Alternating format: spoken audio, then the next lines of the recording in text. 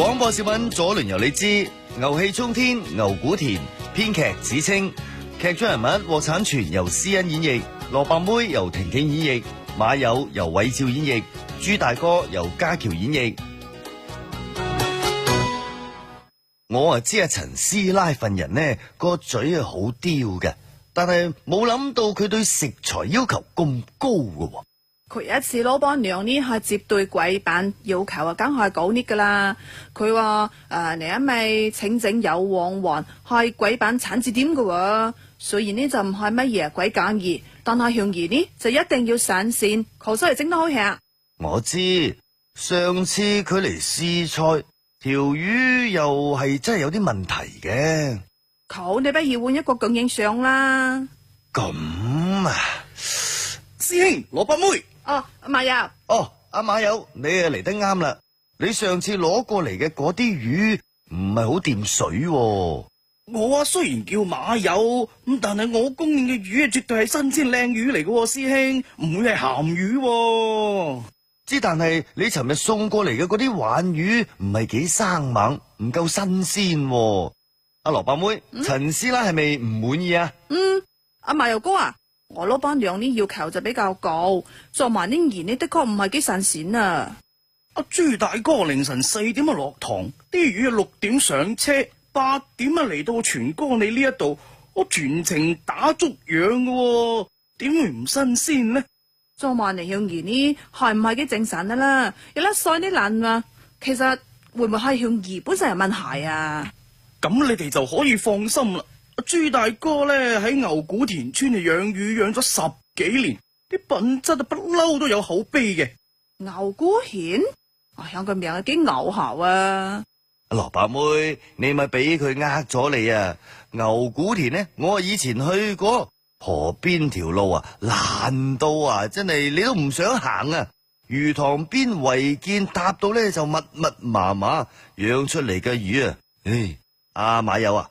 我當你係好兄弟，信你，你唔係送啲咁嘅貨俾我係嘛？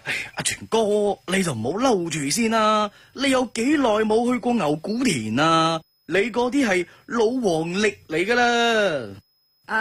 娘兩師兄弟啊，唔好為咗香兒上我起啦。不如咁，你哋咧有時間就跟我翻去牛古田嗰度咧行翻轉，當係實地考察下。睇下朱大哥啲魚究竟係咪有問題？好啊，好都好。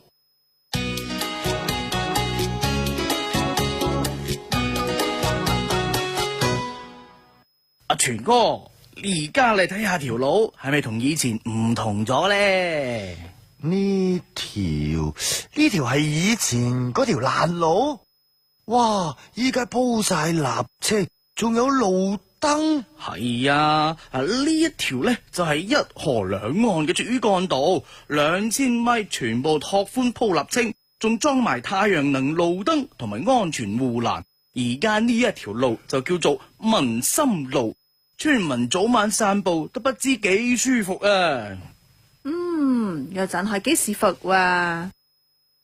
朱大哥，阿馬友，呢兩位呢就阿全哥同埋阿蘿蔔妹。朱大哥你好。朱大哥，你哋好啊！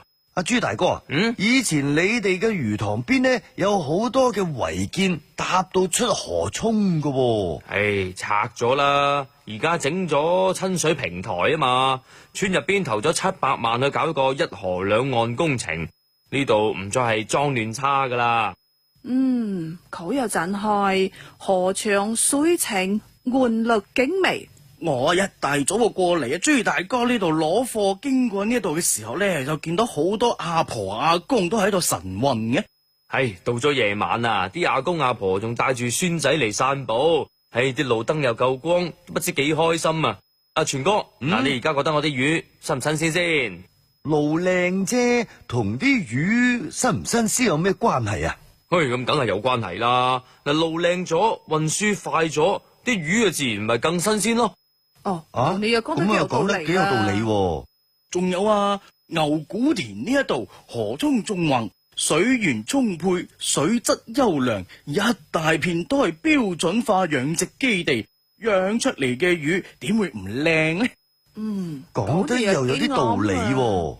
嗱，嚟啦，我帶你哋去參觀一下我哋牛古田村啦。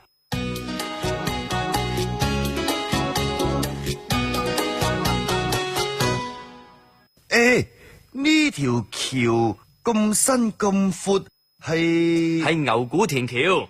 哦，以前好細好窄，會車都好難行噶。全哥已經拆咗重建噶啦。嗱，舊橋喺80年代末建嘅，橋身短，路面窄，日日都塞車嘅。而家新橋呢，又闊又穩，施工啊只係用咗7個月就提前通車啦。我就最有發言權嘅。以前送貨呢條橋呢就瓶頸位，日日呢就塞到爆，而家一腳油門，就過咗啦。唔知係橋啊，你睇下右邊嗰度，呢度係牛古田農貿市場，投咗300萬去改造噶，有1000幾平方米，入邊全部係標準化攤位，乾淨又企理。唔知村民買餸舒服咗，村入邊每年啊仲多咗20萬嘅集體收入添。300萬、700萬，喂，牛古田邊度嚟咁多錢啊？盤活集體收入咯。嗱，每年都會攞出一部分去做民生工程嘅，呢啲都係8千萬工程之前就開始謀劃噶啦。嗱，之後仲會加大力度去推進添。佢個學校好省正啊。係啊，嗱，呢間呢就係我哋嘅牛古田小學，投入咗500萬去升級改造噶。嗱，標準化嘅籃球場、小運動場、電腦室啦、音樂室啦、多媒體教室啦，樣樣都齊嘅。教育係鄉村振興嘅根本，呢啲錢呢使得值。阿全哥，你而家覺得我供貨俾你嘅魚新唔新鮮啊？你又嚟啦，同魚有咩關係呢？有關係噶，村入邊嘅環境好咗，教育好咗，後生仔願意留低，養魚事業後繼有人，啲魚自然養得好啦。咁又講得幾有道理喎。我哋養嘅南美白對蝦、桂花魚、草魚啊咁，全部都係用西江水，肉質鮮嫩，遠銷省內外噶。你哋話嗰啲魚甩晒鱗咁樣啊？我懷疑係咪運輸嘅時候呢？阿馬友你開車太快，撞到啲桶邊度啊？有可能係，我以後呢注意下吓。其實我今日行完牛古田呢，就已經信噶啦。信咩啊，全哥？信你啲魚新鮮咯。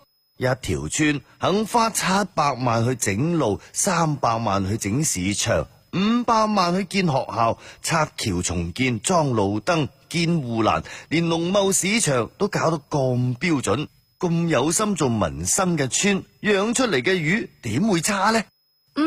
我返去呢就向老闆娘匯報一下，牛古田嘅魚省得過。牛古田原來真係好牛嘅。當然啦，路通財通，水靚魚鮮，呢啲就係我哋牛古田嘅牛氣所在。廣播小品左輪由你知，牛氣沖天，牛古田經已播放完畢，多謝你嘅收聽。實時路況，為你導航。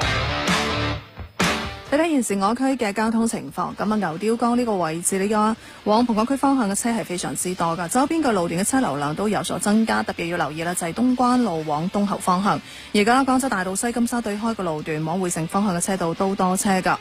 咁再睇翻我哋依家嘅江州大道，咁啊現時啦喺呢個中心路同江州大道交界嘅呢個路口位呢，其實都係繁忙嘅。另外呢，就睇到我哋依家嘅文華路文華小學對開嘅路段往企南路方向多車，新會大道中萬達廣場對開嘅路段區域見到車流量都大。咁再落到嚟江門站呢邊呢，對出嘅路段往蓬港區方向嘅車呢，亦都係繁忙多車嘅。到呢個時候各位就要小心啦。好啦，呢一節嘅實時路況就到呢度。新會電台敬請各位對時，傍晚6點半。穿越星海無垠，跨越山河萬里。FM 98.3，新會電台，與你在電波中相遇，在喜悅中相逢。